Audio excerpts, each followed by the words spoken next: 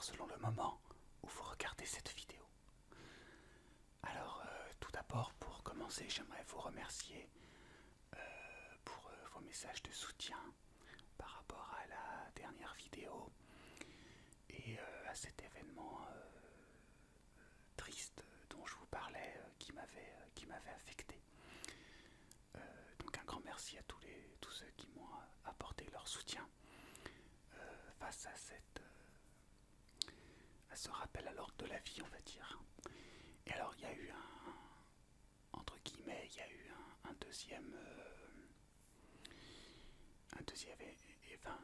une deuxième partie à cet événement dont j'aimerais vous parler, qui m'a beaucoup ébranlé. Il se trouve que c'est la deuxième fois que ça m'arrive et j'aimerais, si certains d'entre vous ont déjà connu ce phénomène, qu'ils aient la gentillesse de m'en parler, que ce soit sous les commentaires ou directement en message privé, parce que c'est quelque chose qui m'a vraiment ébranlé. J'ai rêvé de mon ami qui est venu me dire au revoir, avec qui on a eu une conversation. C'est la deuxième fois que ça m'arrive après avoir perdu quelqu'un. Là en plus c'est quelqu'un que j'ai pas vu depuis longtemps, donc c'est encore plus bizarre. La première fois c'était quelqu'un de très proche. Et donc ça m'a ébranlé forcément. La première réaction étant bien sûr d'en être très heureux et honoré que cette personne soit venue me voir, et avec une envie farouche d'y croire. Et puis ensuite on se met à réfléchir un peu, peut-être un peu trop, je ne sais pas, à se servir un peu trop de sa tête. Et on commence à se poser des questions de sens, de logique, d'autosuggestion, de rêves programmés, etc. Donc comme ça me travaille beaucoup, si certains d'entre vous ont connu ce phénomène et s'ils ont des expériences et s'ils ont envie de les échanger avec moi, ça me ferait vraiment très très plaisir. Et ça m'intéresserait aussi vraiment d'en parler avec des gens à qui c'est arrivé. Voilà pour la petite introduction et parenthèse.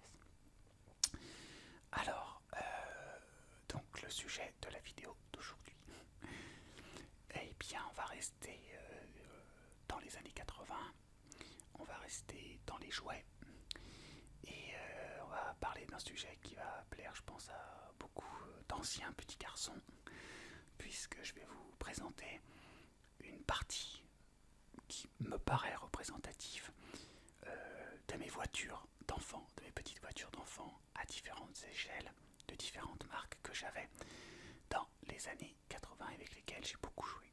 Alors j'ai pris des modèles qui, selon mon souvenir, c'était quand même pas mal vendu pour la plupart, en espérant que ça rappellera des souvenirs au plus grand nombre d'entre vous, aux anciens petits garçons qui sont dans la trentaine, entre 30 et 40, et pourquoi pas aussi aux anciennes petites filles, puisque la passion des voitures, après tout, c'est pas réservé qu'aux garçons, heureusement.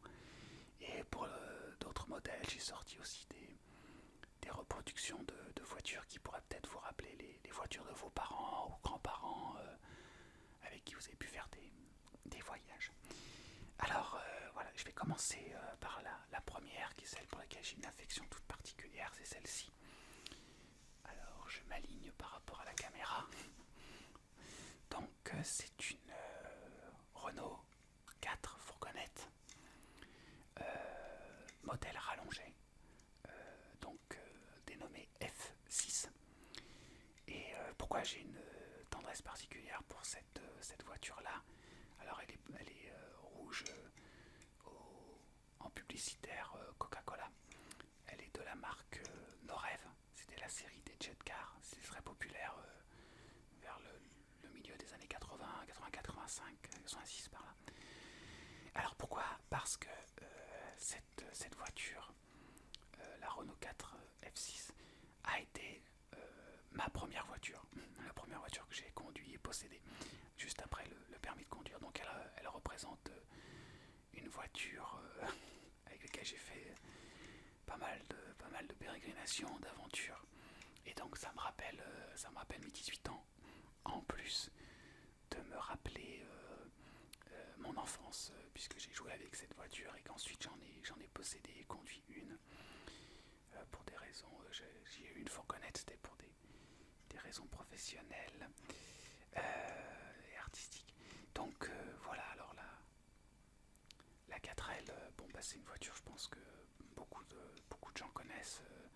Nombreux sont ceux d'entre vous qui ont dû voyager à son bord avec le fameux levier de vitesse sur le tableau de bord qui paraissait très sorcier à ceux qui ne l'avaient jamais conduite et qui en fait était d'une simplicité absolument basique. C'était légendaire. Alors maintenant, de nos jours, bon, la 4L devient un véhicule de collection et en plus avec leur histoire du 4L Trophy, beaucoup se retrouvent avec des aménagements et des autocollants. Donc ça devient de plus en plus dur d'en trouver une propre à un prix correct parce que cette histoire-là aussi a fait monter le tarif. Enfin voilà, donc la toute première de cette présentation et qui fut donc ma première voiture. Et donc pour vous donner une comparaison, voilà la 4L en mode plus petite fourgonnette, plus petite, dite F4. Donc vous voyez là, les longueurs sont pas la même. Essayer de s'arranger un peu mieux que ça. Les longueurs ne sont pas la même. Et ici c'est la longueur de la benne en fait, hein, qui est pas du tout la même. Donc c'est aussi une Norev, qui est pas de la série Jetcar, mais série les miniatures. Et elle a encore, pour la petite histoire, elle a encore sa calandre années 60, calandre arrondie, alors que celle-ci a la calandre moderne, qui sera sortie sur ces modèles-là et après. Et donc celle-là, elle a les portes qui s'ouvrent. Voilà, une 4L de sapeurs-pompiers. Et ils en ont eu, les sapeurs-pompiers des 4L. Comme à peu près toutes les administrations françaises, hein, gendarmerie, poste, France Télécom, les PTT, la poste, l'EDF, le GDF, l'armée, elles ont été à toutes les sauces. Et les deux non plus, d'ailleurs, la porte arrière que j'ai perdue, car comme je le dis souvent, tout le temps d'ailleurs à vrai dire, c'est des jouets et je jouais avec même si je tâchais d'en prendre soin. Voilà, donc pour le début de la présentation. Alors ensuite, donc toujours dans la série Jetcar de nos rêves, donc c'est des voitures qui étaient à l'échelle 1/43e, une Porsche 924, donc avec une publicité dessus Kinder, avec le haillon à l'arrière qui s'ouvrait. Donc tentative de renouveau de la gamme Porsche, de changement en plus de la 911 qu'ils avaient fait dans les années 80, donc qui a fait rêver pas mal de monde, qui se trouve d'ailleurs maintenant pour ceux qui seraient tentés d'avoir une ancienne à des prix assez accessibles. C'est vraiment, c'est pas le prix d'une Porsche 911 d'époque, hein, ça n'a rien à voir, c'est faisable. Et c'est une voiture qui a été au cinéma, qui a été aussi héroïne d'un jeu d'Eito Ceausescu. Je le prononce très très mal, j'ai jamais réussi à le prononcer. Donc c'était un jeu où on était à bord d'une voiture de police, on devait rattraper d'autres voitures. Dans le trafic, c'était du même tonneau que Outrun, sauf qu'il y avait une notion de mission à accomplir et de taper sur la voiture une fois qu'on l'avait rattrapée avec un gyrophare. Et voilà, donc voilà pour cette Porsche. Je suis pas du tout Porsche et voiture allemande, donc je pourrais pas vous en dire beaucoup là-dessus. Voilà. Alors ensuite, une autre voiture de sport, meilleur marché quand même à l'époque, encore que quand il fallait les faire venir en France, c'était autre chose. Une Ford Mustang des années 80. Toujours donc miniature Jetcar de nos rêves, les portes qui s'ouvrent sur celle-ci. Et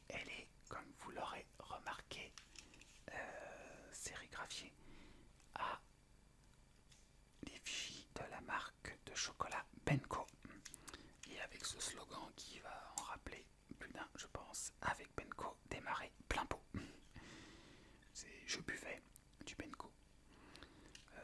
Benko d'ailleurs qui avait une politique dans les années 80, il y avait pas mal de petits jouets à leur effigie.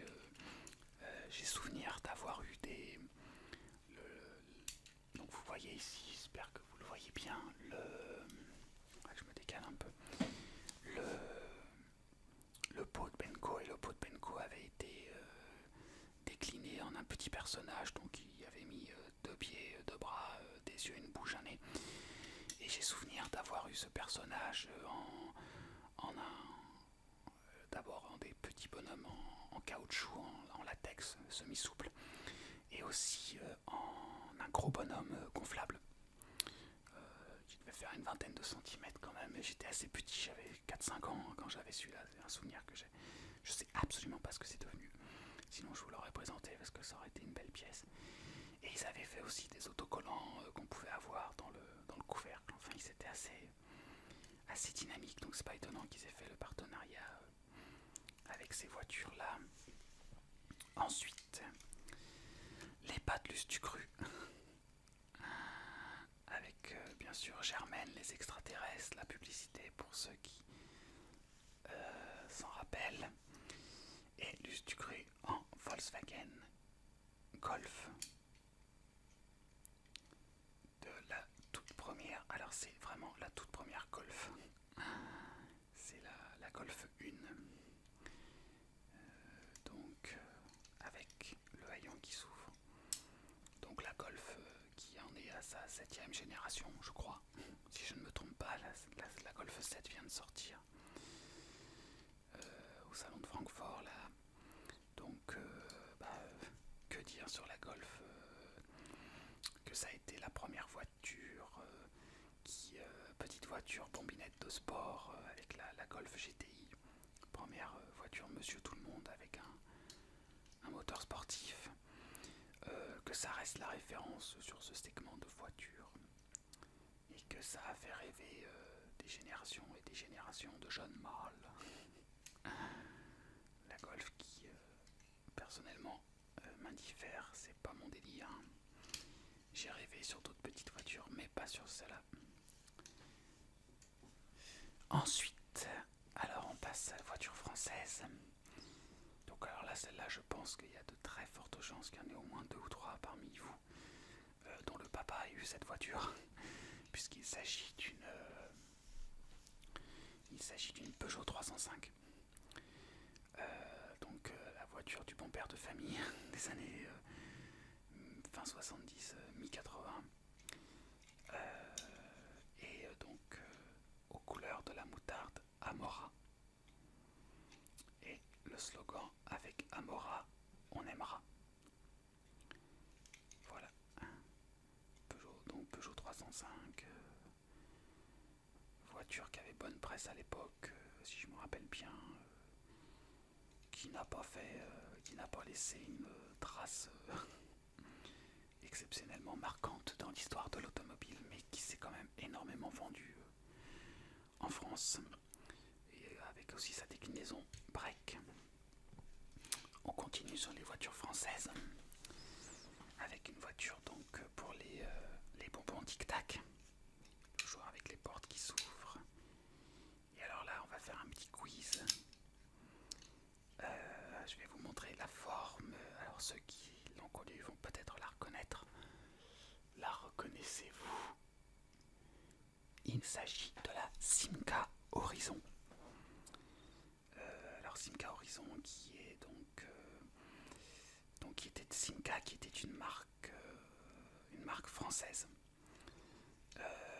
Une marque française qui donc avait des voitures qui étaient assez confortables. Moi j'ai souvenir d'avoir voyagé un été dans une Simca Horizon, et la banquette était moelleuse, ce qui pour j'étais jeune ado à l'époque, elle était assez vieille, j'avais avoir pré-ado, pardon, 12-13 ans, et c'est des gens demandaient pas plus à une voiture, et mon père à qui on lui avait prêté pour ses vacances, lui en paraissait assez content. Et donc Simca, c'est une marque de voiture qui n'existe plus, qui avait connu des grandes difficultés financières et ensuite de grève. La marque avait donc été rachetée par le groupe PSA, Peugeot Société Anonyme, qui détient également la marque Citroën. Et ils avaient essayé de relancer la marque en exhumant en une ancienne marque française qui s'appelait Talbot, et en finissant Simca et avec une marque française Talbot. Et ça n'a pas du tout marché. Et Talbot s'est cassé la figure. Sur l'histoire de la marque Simca, on peut dire que c'était une marque qui était détenue par le groupe Fiat, famille Agnelli, qui avait été montée en France par un Italien, si je me rappelle bien. Vous rechercherez sur le web si vous voulez en savoir plus. Et voilà. Et alors pour la petite histoire, quand Peugeot a fini d'absorber Simca, devenu Talbot, ils ont sorti une voiture qui à la base aurait dû être une Talbot, et qui finalement est sortie sous l'emblème de Peugeot. Ça a été la remplaçante de la 305, la Peugeot 309, qui au départ aurait dû s'appeler, qui était qui était étudié sous le projet de Talbot Arizona. Voilà. Alors, une voiture extrêmement bien connue des années 80 et 90, puisqu'il s'agit de la célèbre Citroën BX. Alors, voiture quand même marquante de ces années-là. Pourquoi? D'abord parce qu'elle avait une carrosserie, un design qui ne laissait absolument personne indifférent. Concrètement, soit les gens adoraient, soit ils trouvaient ça absolument hideux. Et même encore maintenant, c'était quand même très marqué. Elle avait été dessinée par le designer italien Bertone, qui avait fait des Lamborghini, je crois, ou d'autres voitures de sport, je ne saurais plus dire lesquelles, mais enfin qui avait un coup de crayon assez brillant. Et là, c'est bon, on aime ou on n'aime pas, on va dire. Et alors, pourquoi? Parce que c'était donc mythique, emblématique, parce qu'elle avait donc une suspension hydraulique adaptive, c'est-à-dire que la voiture était couchée sur l'arrière lorsque le moteur ne tournait pas, et elle se relevait. C'était un système pour absorber les aspérités de la route, tous les défauts de la route, donc c'était très confortable. À ceci près que pour que ce soit confortable, il fallait être pas sensible au roulis, genre mal de mer ou choses comme ça, parce que la BX donnait un mal de mer absolument épouvantable à l'arrière. En ça, elle reprenait le défaut de sa grande sœur et prédécesseuse CX. Et donc ces voitures CX, BX ont donné mal au cœur à des générations de pauvres enfants que nous étions. Moi j'ai eu un voyage en CX où il a fallu s'arrêter parce que j'ai vomi tripé boyau, et plein de copains qui montaient là-dedans, ou de gens que j'ai rencontrés plus tard, se rappellent instantanément d'avoir eu mal au cœur dans ces voitures-là. C'était vraiment une horreur, quoi. Et en plus la BX, c'était une voiture de vieux, entre guillemets. C'est méchant de le dire, mais c'est une voiture qui a beaucoup plu aux gens qui plaisait aux gens qui avaient 50, 60 ans, voire qui étaient en retraite. C'était leur voiture. Donc c'était la voiture des grands-parents. Je pense que vous me direz d'ailleurs, je serais amusé, tiens, dans les commentaires, un petit retour comme ça. Dites-moi si ça vous amuse, hein, mais je pense que ça pourrait être sympa. On pourrait échanger là-dessus. Mon papa avait telle voiture que tu as présentée, j'ai tel souvenir dedans. Ma grand-mère, mes grands-parents avaient telle voiture que tu as présentée, j'ai tel souvenir. Ah oui, j'ai été malade en BX, tout ça. Je pense que ça pourrait être sympa de se souvenir un peu de ça tous ensemble. Donc voilà pour la BX.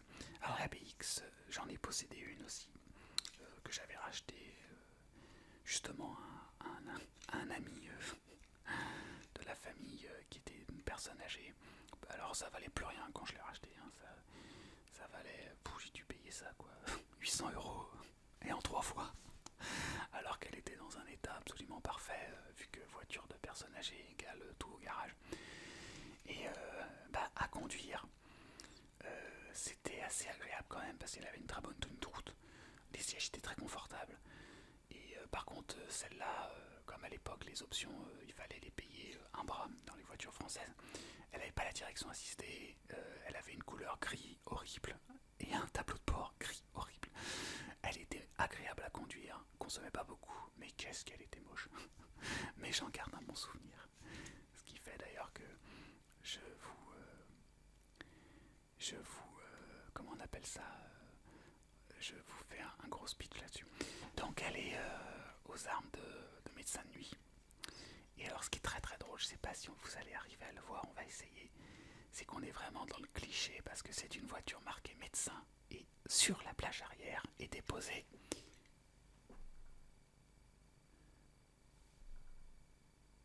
j'espère que vous arrivez à le voir, sur la plage arrière est déposée, enfin en incrustation, en relief, une raquette, 2 raquettes de tennis. On est vraiment dans le cliché. Voilà.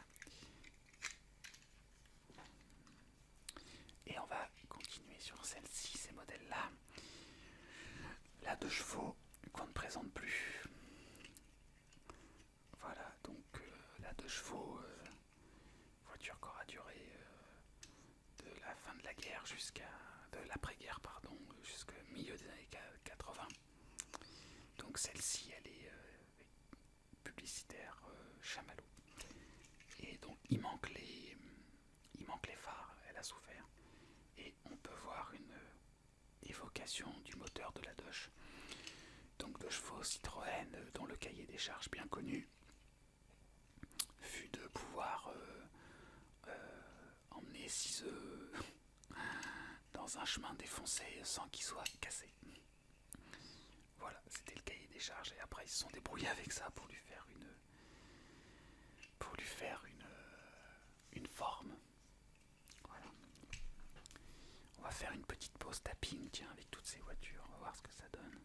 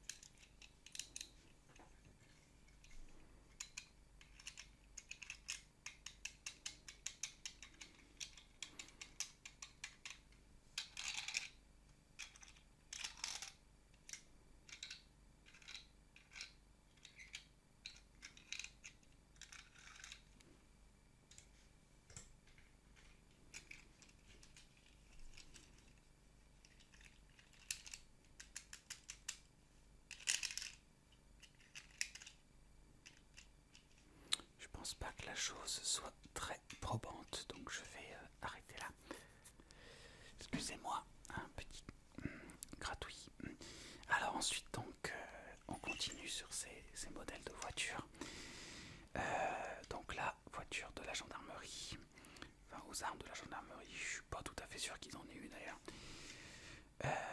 Donc il s'agit, allez je vous laisse 2 secondes pour essayer de deviner.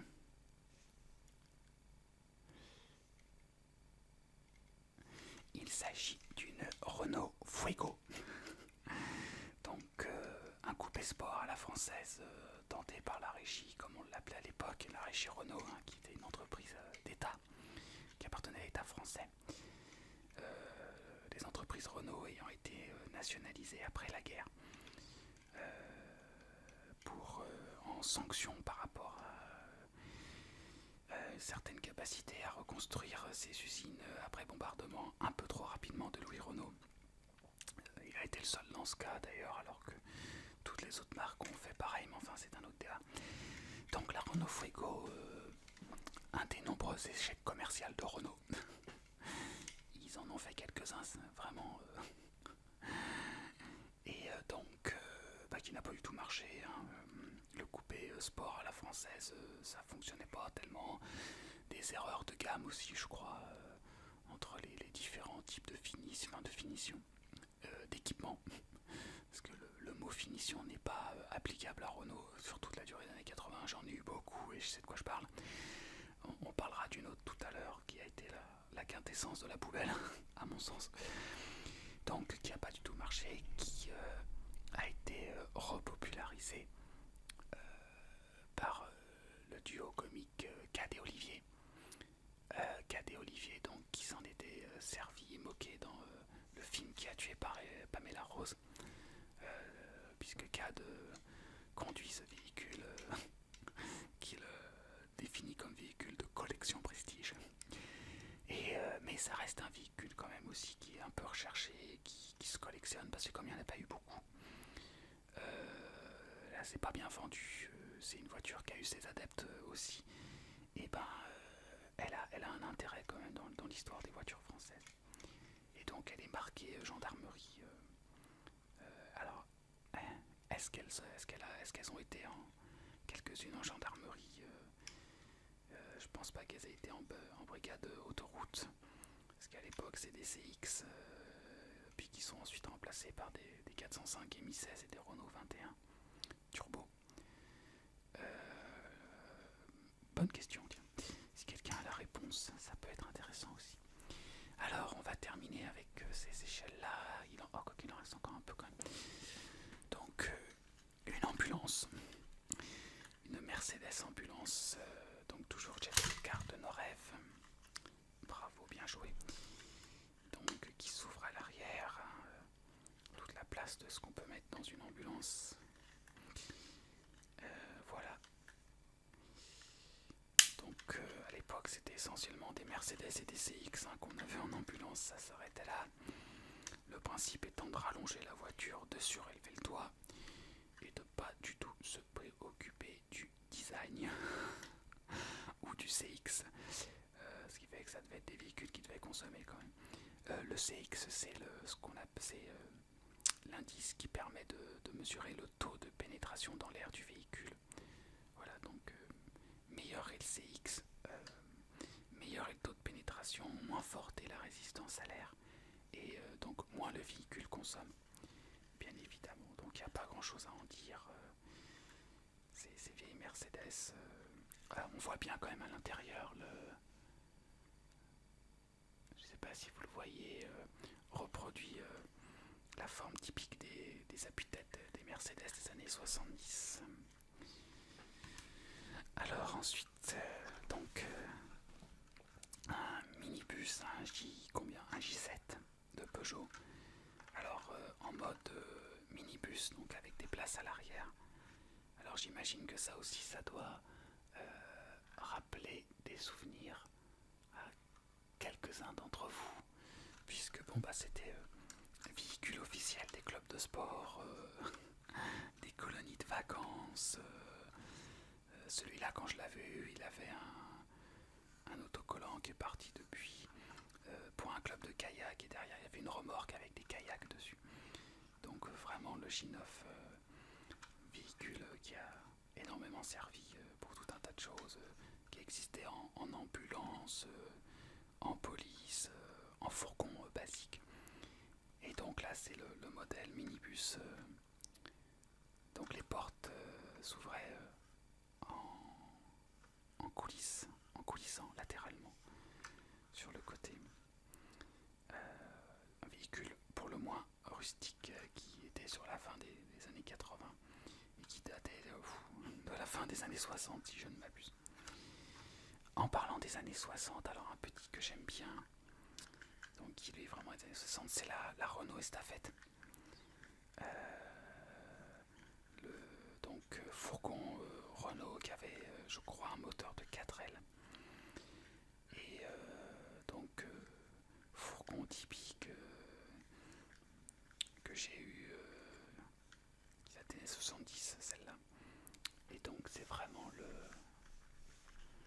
c'est vraiment le fourgon. Enfin voilà, c'est ça. Je trouve que c'est nostalgique à mort, quoi. C'est rétro, c'est newbie, c'est tout ce qu'on veut, quoi. Non, d'ailleurs, c'est pas newbie, c'est rétro, c'est tout ce qu'on veut. Je me perdais un petit peu parce que je repensais à des amis de la famille qui en avaient une et dont le père avait fait de la sienne un camping-car. Voilà, donc ça m'a rappelé des trajets qu'on a fait dans le camping-car quand on les voyait en vacances. C'est pour ça que je me perdais un peu. Et enfin, donc, on va accélérer un petit peu. Alors, un camion Saviem. Voilà, donc on va enlever le toit pour que vous voyez bien la forme, parce que c'est une forme tellement typique de ces années-là. Je pense que ça doit rappeler des souvenirs à plein de gens. Il y a des papas qui ont dû en avoir de ça. Et certains d'entre vous ont dû faire des voyages parce que ce Saviem-là, décliné sous toutes les formes, sous toutes les coutures, dépanneuses, camions, plateaux, enfin, des versions de cette calandre de Saviem aussi en fourgon. Moi j'ai voyagé dans des versions avec cette porte-là, je sais plus le mot, enfin ça rappelle plein de souvenirs. Et donc là c'est la version grand volume qui est donnée donc pour un cellier donc du vin. Et on voit bien qu'il y avait de la place à l'arrière et évidemment il manque les portes. Voilà pour cette première partie. Ah si, la dernière, la plus belle. J'oublie la plus belle. Donc elle est une miniature de corgi fabriquée en Angleterre et qui représente, à mon sens, une des plus belles de chevaux. La de chevaux 6 Charleston. Voilà. Alors là aussi, ça a dû être... ça doit rappeler des souvenirs à pas mal de monde. J'avais une personne de ma famille qui en avait une d'ailleurs, donc j'ai fait quelques voyages là-dedans étant gamin.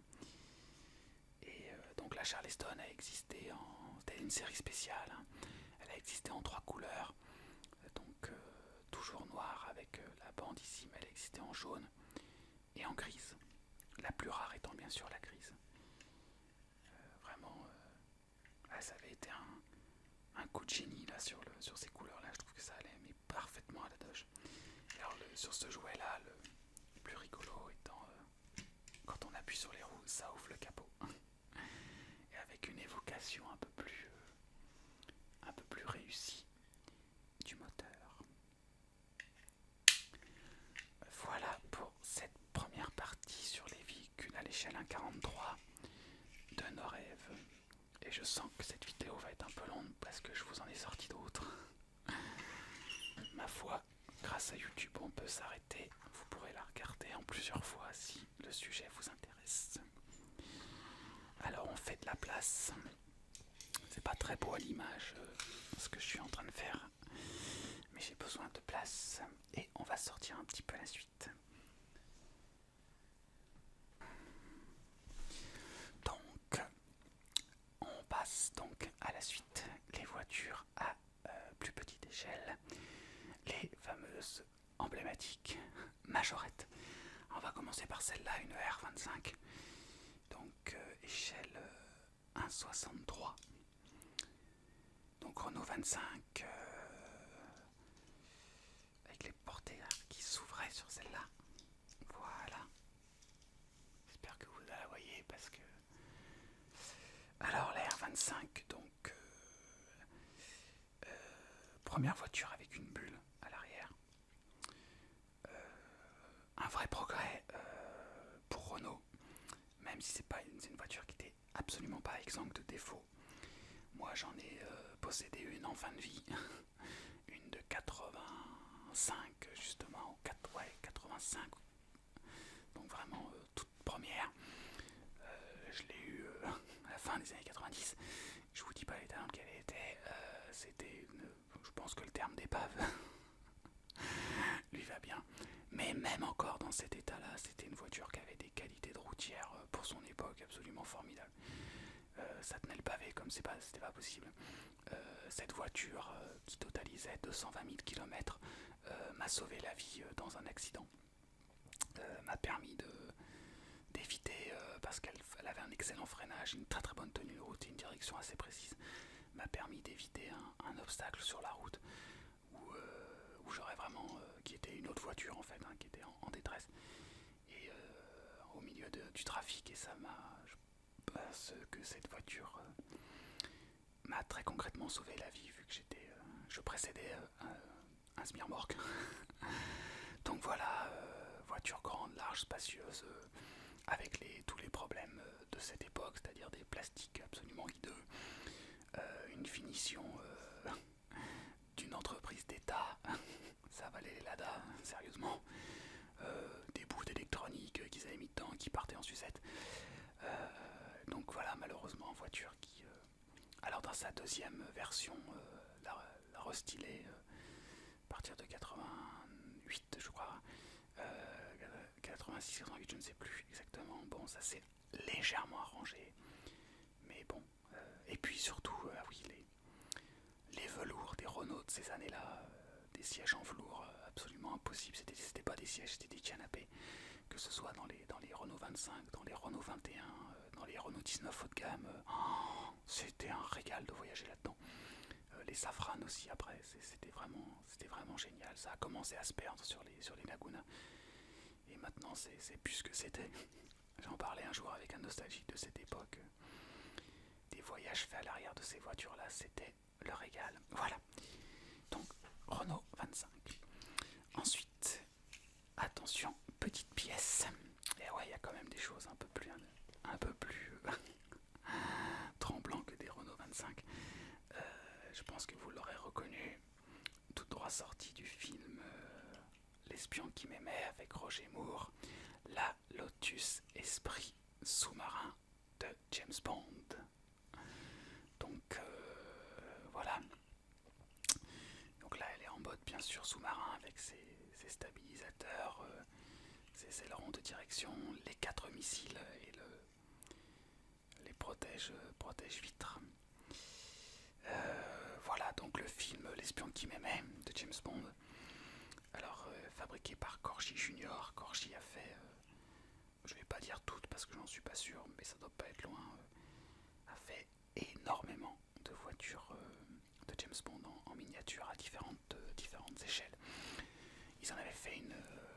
pardon, ça me gratte le nez, c'est une horreur. Ils en avaient fait une... je sais que c'est pas beau, mais je sais pas s'il y a la poussière qui... Comme je suis un petit peu allergique à la poussière, j'ai peur que ça soit en train de jouer des tours. Donc je continue. Ils avaient fait aussi celle-là à l'échelle 1,43. Voilà.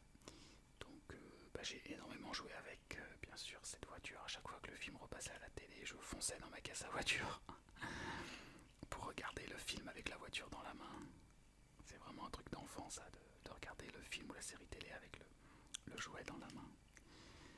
Voilà, donc pour la petite histoire, c'est un de mes James Bond préférés, celui-là.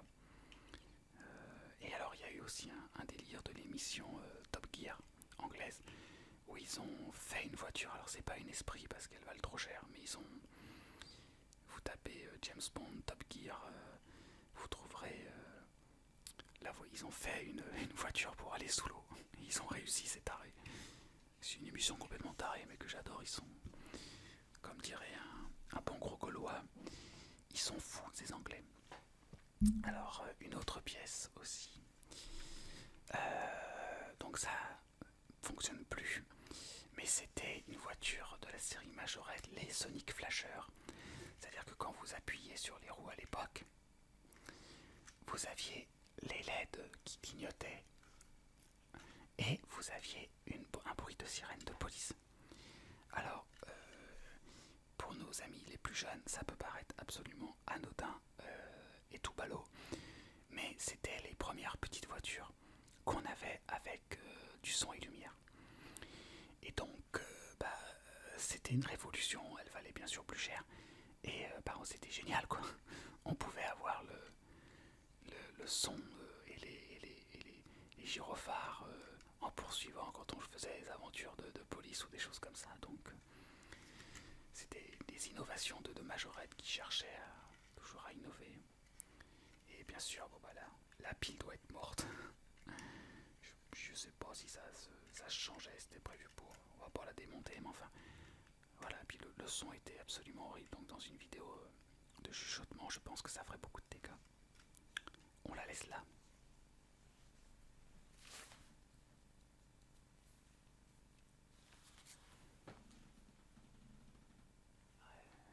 C'est énorme celle-là. Ah ouais, c'est la poussière qui m'agite.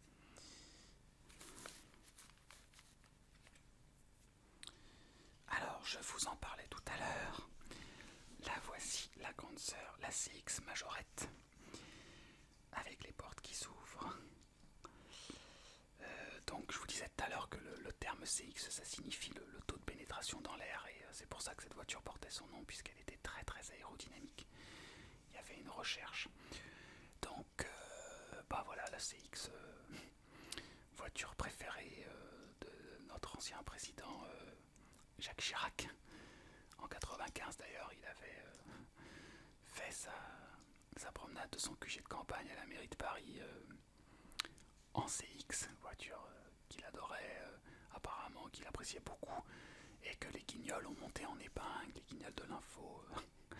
Dans plusieurs sketchs, il le mettait en train de rouler comme un fou en CX avec un klaxon cucaracha. Et voiture donc, la voiture de Vomito. On va pas s'étendre là-dessus, il n'y a pas grand chose à en dire. Alors ensuite, qu'est-ce qu'on va vous prendre? Alors il y avait aussi une autre marque de voiture qui était un peu plus cool, un peu plus fashion. Il s'agit des Hot Wheels. Donc c'est une marque qui existe encore, hein, puisque d'ailleurs Chevrolet vient de sortir une Camaro Hot Wheels. Pour ceux qui ont la nostalgie de cette époque, vous pouvez aller chez Chevrolet et vous payer une Camaro avec le logo et les fameuses flammes Hot Wheels. Chacun ses jouets.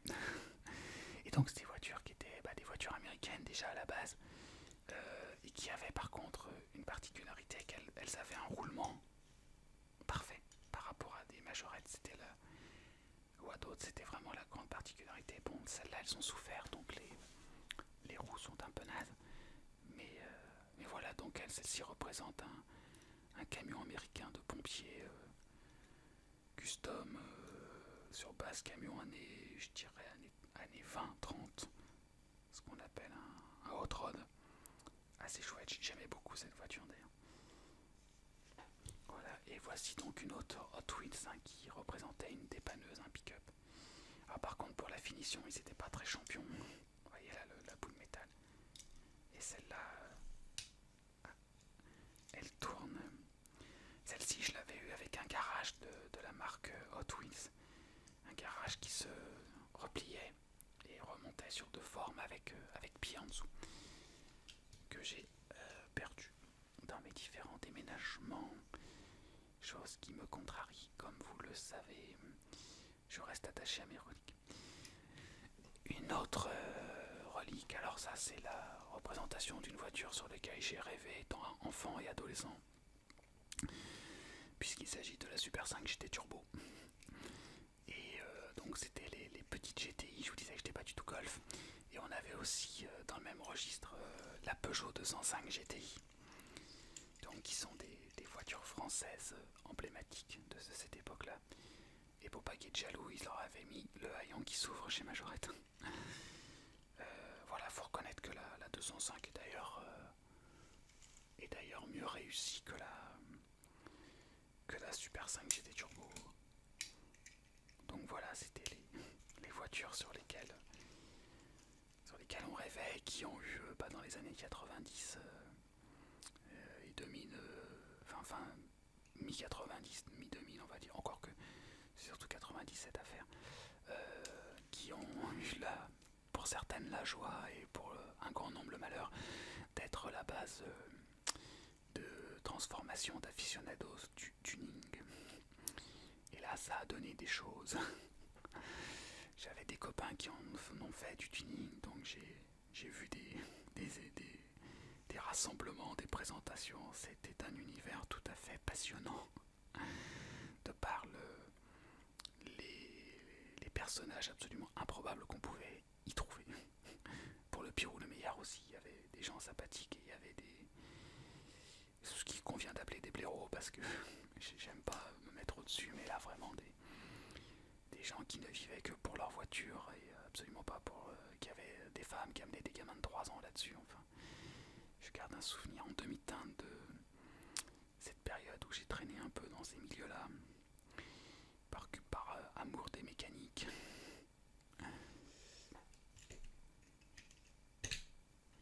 Certains d'entre vous vont se dire ASMR Saf, c'est un gros beauf.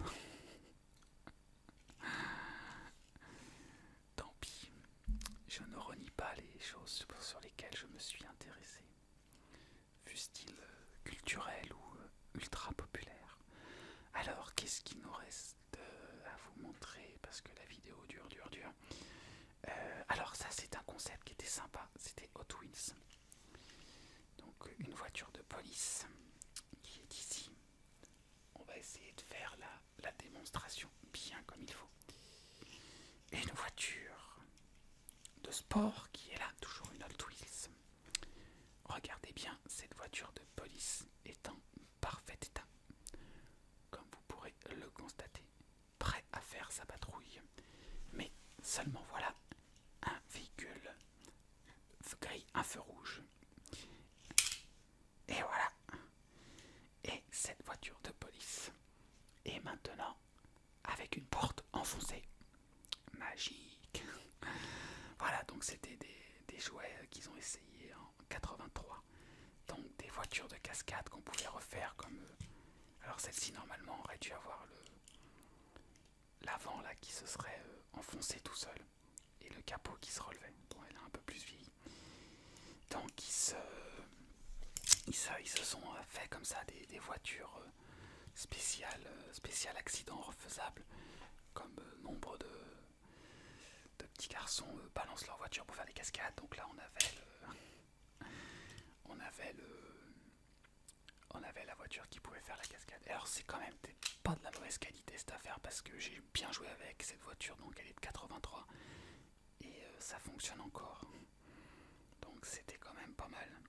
Ah tiens, on a un autocollant d'une autre voiture qui est venue se loger sur la peinture. Elles ont dormi dans un...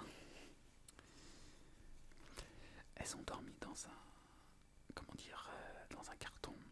Alors ensuite, on va faire, donc je vous parlais tout à l'heure d'une poubelle absolument infâme, qui pour moi est la quintessence de la poubelle des années 80. La voici, en version 3 portes, la moins répandue. Vous allez peut-être la reconnaître, il s'agissait de la Renault 11. Et la Renault 11, mes enfants, dans le genre tas de boue, véhicule qu'on achetait que pour avoir un moyen de transport avec un moteur. Je crois que celle-là, elle a eu le pompon. Moi, j'en ai eu une qui avait une dizaine d'années, un petit peu plus d'une dizaine d'années. Et alors, elle avait mal vieilli. C'était une catastrophe. Il n'y a rien qui marchait dans cette voiture. C'est pas dur. Les pare-soleils se cassaient la figure tranquillement pendant que vous rouliez. Les plaques en métal qui vous donnaient la température pour la ventilation se décollaient, les boutons foutaient le camp. Et alors le plus beau dans les Renault 11, je devrais pas le dire parce qu'il y en a encore quelques-unes en circulation, c'est que la Renault 11 s'ouvrait avec un coup de genou sous la portière. Je m'explique.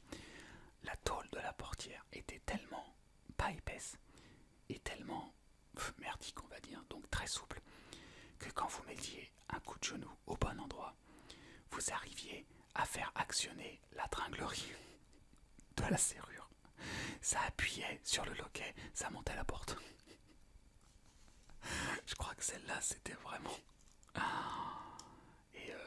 Et je l'avais acheté parce que j'avais besoin d'une voiture pour rouler, donc je l'avais acheté une poignée de cerises parce qu'elle n'était pas en super état, mais c'était une voiture diesel, il fallait que je fasse pas mal de kilomètres pour aller bosser. Donc j'avais acheté une poignée de clous uniquement pour le moteur, et j'en ai eu pour mon argent puisque c'était vraiment pour le moteur. Voilà. On va pas finir quand même sur une note comme celle-là pour les petites. On va finir sur une majorette bien construite celle-là. Il s'agit d'une Chevrolet Corvette, donc la Corvette des années 80. La voici, la voiture de Futé dans l'agence Tourisque, pardon, dans l'agence Tourisque. Oh, je prononce mal, c'est une catastrophe. Qui n'était pas, qui était blanche avec une bande rouge, mais qui était la même forme. Voilà, avec des pneus sport très très larges et des roulements assez améliorés. Alors cette Corvette, elle était comme ça parce qu'elle faisait partie de la gamme. Alors je l'ai recherché, je le retrouve plus, j'aurais voulu vous le montrer. Mais impossible de mettre la main dessus. Pourtant je suis persuadé que je l'ai quelque part. Elle faisait partie de voitures qui étaient vendues pour un jouet majorette qui s'appelait Sprinter. Alors Sprinter, c'était une espèce de petite boîte en forme d'œuf dans lequel on mettait une voiture. On poussait la voiture à l'intérieur et en la poussant, ça armait un ressort. Elle avait un petit capot qui se clipsait dessus, sur lequel il y avait un attache ceinture, donc on pouvait l'avoir à la ceinture. Et en fait, l'idée c'était de dégainer sa voiture, de poser les deux sprinters l'un avec l'autre, chaque enfant ayant le sien, et on appuyait sur un petit bouton et qui relâchait le ressort. Bien entendu, on avait enlevé auparavant le capot et ça faisait des courses de voitures lancées. Sprinter, voilà, moi j'en avais un jaune et bleu. Il y avait d'autres couleurs, j'aurais bien voulu vous le montrer parce que c'était intéressant, des tentatives que Majorette faisait, mais je ne l'ai pas retrouvé. Voilà, donc on va s'arrêter là pour celle-ci et on va les envoyer au parking.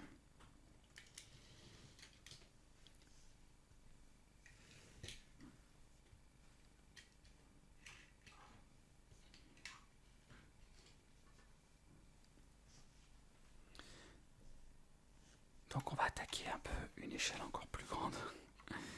Donc avec ce joli van moto pour motocross de chez Majorette. Donc il y avait d'ailleurs une remorque avec une moto dessus. Van américain. Et à l'intérieur, il y avait des banquettes, une espèce d'armoire. Ça faisait voiture de van de team en fait. Hein. Et il avait même un aileron là-haut. Donc c'était assez sympa celui-là. Il y en a, ils en ont fait des déclinaisons de cette caisse-là en ambulance, en voiture de police. J'ai un autre van aussi avec un paysage hawaïen dessiné dessus. Donc voilà, celui-là était au 1/36e. J'aimais bien celui-là, je le trouvais assez cool. Classe déclassé ou classe comme on disait. Styly aussi. Oh, les mots qui me reviennent. Voilà.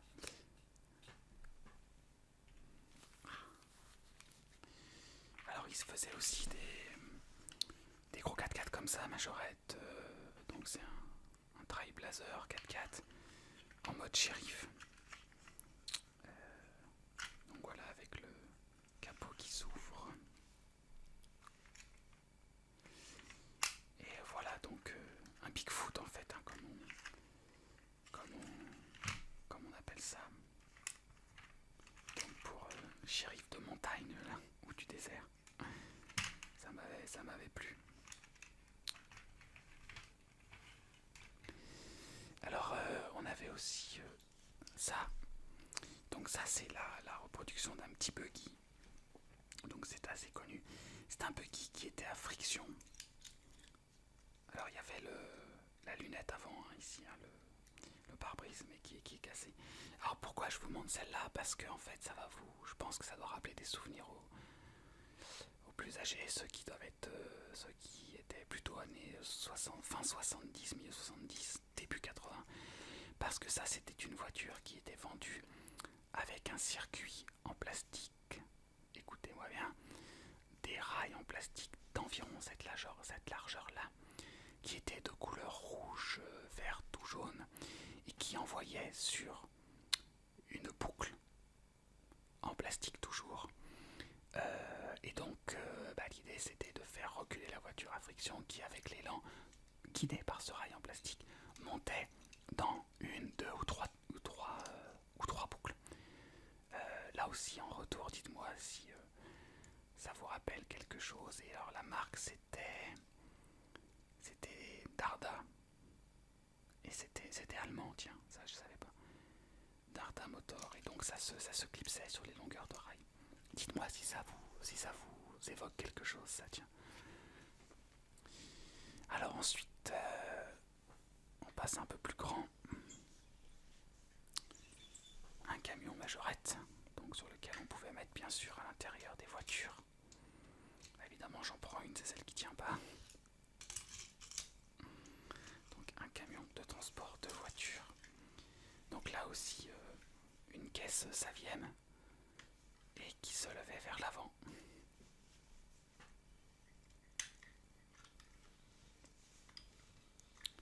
Voilà. Grand camion. Et dont l'arrière s'abaissait pour faire monter la voiture. Il y avait aussi la rampe qui était ici qui se refermait derrière. Et il y avait de quoi bloquer, c'était bien foutu.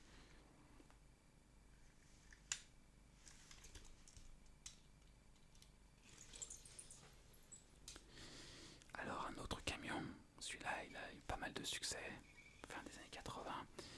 Le camion NASA qui était avec son escorte. Était vendu dans un coffret avec donc le 4x4. J'arrive pas à le mettre. Donc avec le 4x4 et une voiture de police devant. C'était vendu en coffret, j'avais reçu ça pour un anniversaire, j'étais très content. Vous voyez donc avec la voiture de police et probablement le radar pour contrôler la fusée, sachant que la remorque du camion faisait pas de tir puisqu'on pouvait abaisser la fusée. Voilà. Et la fusée se démontait. Oups. Et comme c'était la NASA, l'espace, les navettes, les fusées, c'était très populaire. Je pense que quelques-uns d'entre vous ont dû l'avoir, celui-là. Ce qui s'est bien vendu aussi. Est-ce qu'on voit la marque là? Non, on voit pas la marque du camion. Voilà. Alors ensuite, au niveau camion, Hot Wheels avait fait des camions. Alors des camions qui étaient assez sympas, assez marrants, puisque c'est des camions qui avaient un volant derrière. Donc le jeu était un peu plus rigolo de faire des manœuvres avec.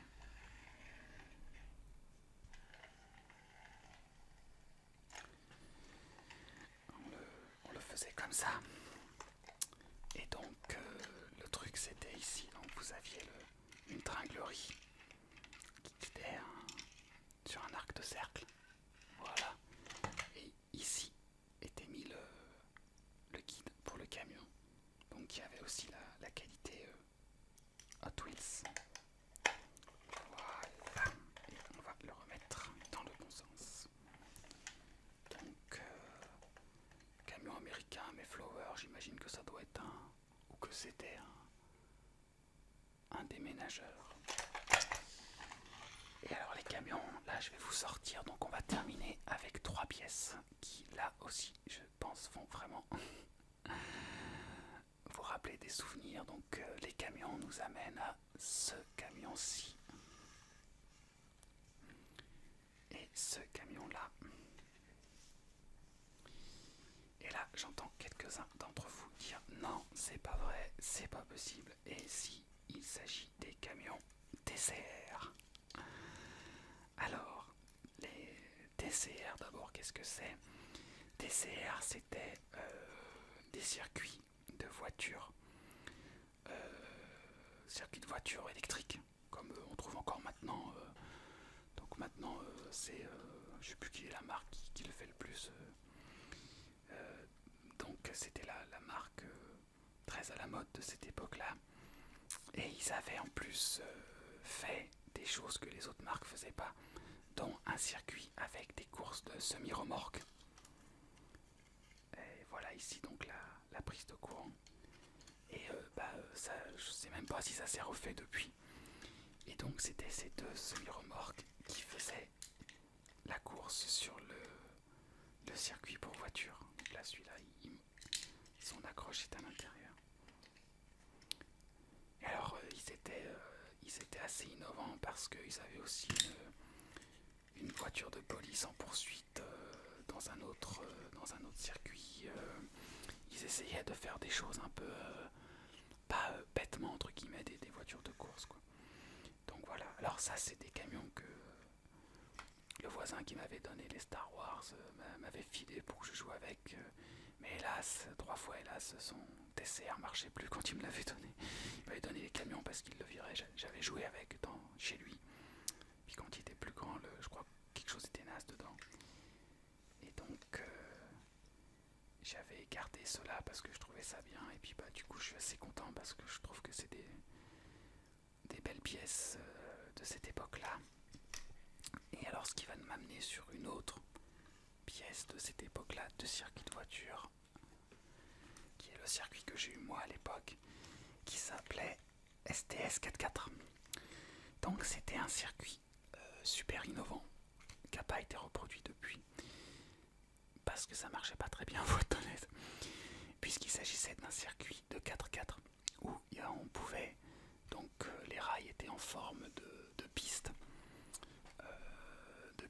avec une trace pour les pneus, et la voiture, donc la prise de courant se levait, ce qui permettait, comme vous pouvez imaginer, de faire rouler les voitures sur des différents obstacles. Alors il y avait des tonneaux, des rondins de bois, des cailloux, donc c'était une course off-road de tout terrain. Mais ça marchait pas très très bien, malheureusement. Les patins qui étaient ici, le courant s'arrêtait, ça prenait pas, les obstacles, il fallait bien les mettre. Quand j'ai reçu ce coffret à Noël, comme j'en rêvais, j'ai vraiment été fou de joie. Et on a assez vite déjanté.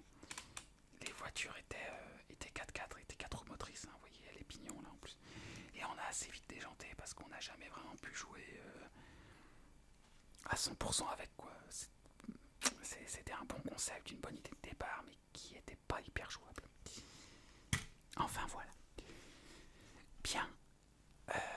Et ben, je pense que ça fait un petit moment qu'on y est. On doit.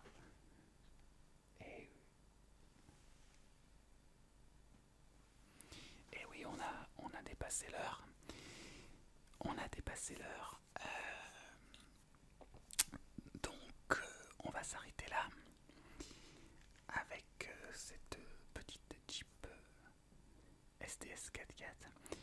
Alors, j'espère que ce petit voyage dans mes voitures, je rigole parce que vous voyez pas l'autre partie de la table devant moi. J'ai vraiment l'impression d'avoir eu 10 ans et d'être sur la table de ma salle à manger en train de regarder un dessin animé et de jouer avec mes voitures. C'est assez... pour tout vous avouer, c'est assez trippant ce flashback. Donc j'espère que de vous avoir présenté ces voitures, ça vous aura rappelé des souvenirs, ou que ça vous aura fait découvrir quelque chose qui vous aura intéressé. Donc les voitures, qu'on continue sur les jouets. La prochaine vidéo, je pense qu'on fera autre chose. Peut-être des sons déclencheurs, ou peut-être un sujet sur la base d'un livre, comme la vidéo sur l'aéropostale a assez bien pris. Voilà. Donc j'espère que cette vidéo vous aura déclenché un ou plusieurs ASMR, ou au moins qu'elle vous aura détendu, permis de vous ressourcer pour affronter les petits tracas et autres contrariétés que la vie, hélas, ne manque jamais de nous envoyer, ou qu'elle vous aura encore plus détendu et permis plus souffert pour apprécier les petits et grands moments de bonheur, de joie que la vie ne manque pas, heureusement aussi, de nous envoyer. Je vous souhaite donc une bonne journée ou une bonne nuit selon le moment où vous avez visionné cette vidéo. Merci pour votre attention. Merci d'être toujours plus nombreux à vous abonner. Je vous dis à très bientôt. C'était ASMR Save pour ça, et oui, 10e vidéo. Je ne l'ai pas précisé, mais ça y est, j'ai atteint la 10e.